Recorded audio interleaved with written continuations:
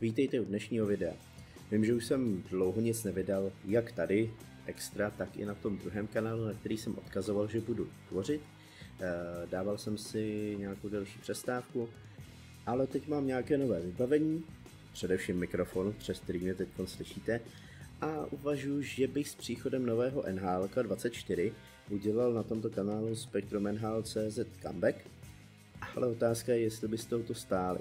A pokud ano, předpokládám, že byste stáli o tu nejúspěšnější sérii na tom kanálu, což je být dobrým generálním manažerem. A pokud ano, napište mi schválně do komentářů, jestli byste chtěli generálního manažera za založení vlastního klubu, jako jsme to hráli za San Diego Elephants, ať už za Elephants nebo za nějaký jiný, nebo vzít nějaký ze současných klubů a s tím pracovat. Dejte mi vědět do komentářů a uvidím, jaké budou ohlasy. Potom se rozhodnu, jestli bych ten comeback udělal